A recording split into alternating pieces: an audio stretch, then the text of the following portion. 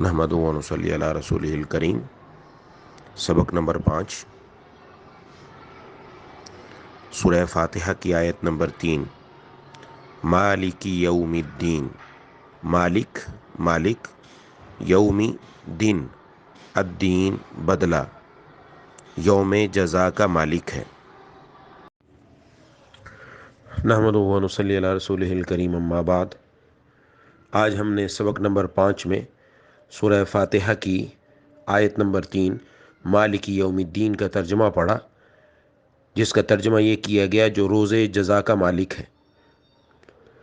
دین کے بہت سارے عربی کے اندر معانی آتے ہیں، لیکن اس آیت میں دین کا معنی بدلہ ہے، یعنی کسی بھی عمل کا کوئی بدلہ دیا جائے، چاہے وہ اچھا بدلہ ہو یا برا بدلہ، اچھائی کا بدلہ اچھائی سے، برائی کا بدلہ برائی سے، اس کو دین کہا جاتا ہے۔ یہاں جو بات پہلے سمجھنے کی ہے وہ یہ کہ اللہ تبارک و تعالی ہر آن، ہر گھڑی، ہر چیز کا مالک ہے۔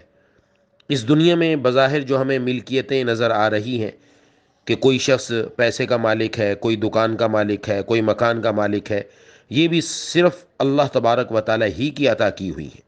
ان سب کا حقیقتاً مالک اللہ تبارک و تعالی ہے۔ اب جب اللہ تبارک و تعالی ہر چیز اور کائنات کی ہر گھڑی میں ہر چیز کے مالک ہیں، تو سورہ فاتحہ میں اللہ تعالیٰ نے خاص طور پر یہ کیوں فرمایا کہ جو روز جزا کا مالک ہے؟ یہ خاص طور پر اس کی وجہ وہ دو ہیں۔ نمبر ایک، یہ دنیا کے اندر انسان کو بظاہر بہت سارے لوگوں کی ملکیتیں نظر آتی ہیں کہ فلاں آدمی فلاں چیز کا مالک ہے، فلاں آدمی فلاں چیز کا مالک ہے، لیکن جب قیامت کا دن آئے گا اس وقت یہ ظاہری ملکیتیں بھی ختم ہو جائیں گی، کوئی شخص کسی کا مالک نہ رہے گا، کسی کے پاس نہ روپیہ ہوگا، نہ پیسہ ہوگا، نہ زمین ہوگی، نہ جائیداد ہوگی، نہ مکان ہوگی، نہ مکان ہوگا، نہ دکان ہوگی، نہ تجارت ہوگی، نہ تجارتی سامان ہوگا، بلکہ اس دن تو اللہ تبارک و تعالیٰ قرآن کریم میں فرماتے ہیں کما بدأنا اول خلق نعید، ہم نے جس طرح تمہیں دنیا میں پہلی بار پیدا کیا اسی طرح ہم تمہیں دوبارہ زندگی دیں گے۔ پہلی بار اس طرح پیدا کیا کہ نہ تمہارے جسم پر کپڑا تھا، نہ تمہارے ہاتھ میں دولت تھی، آخرت کے اندر بھی اس وقت نہ تمہارے جسم پر کپڑے ہوں گے، نہ تمہاری ملکیت ہوگی۔ لہٰذا اس دن ساری چیزیں ختم ہو کر صرف اللہ تبارک و تعالیٰ کی بادشاہت اور اللہ تبارک و تعالیٰ ہی کی ملکیت ہوگی۔ اس لیے قرآن کریم میں فرمایا کہ اللہ تعالیٰ اس دن پوچھیں گے لمن الملک اليوم، آج کس کی ملکیت ہے، آج کس کی بادشاہت ہے؟ اس وقت جواب دیا جائے گا للہ الواحد القہار، اس وقت تو ایک ہی اللہ کی بادشاہی ہے جو سب پر غالب ہے۔ اور دوسری وجہ یہ ہے کہ اللہ تبارک و تعالیٰ پر کسی کا کوئی دباؤ نہیں ہو سکتا، وہ جس کو چاہے سزا دے، جس کو چاہے اچھا بدلہ دے۔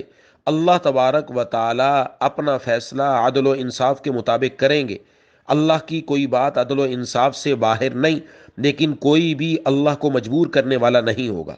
اگر اللہ کسی کو جنت دینا چاہے، کسی کو ثواب عطا کرنا چاہے، تو یہ کسی کے دباؤ کے نتیجے میں نہیں، بلکہ یہ اللہ تبارک و تعالیٰ بذات خود مالک الملک ہونے کی حیثیت سے اس کو یہ بدلہ دیں گے۔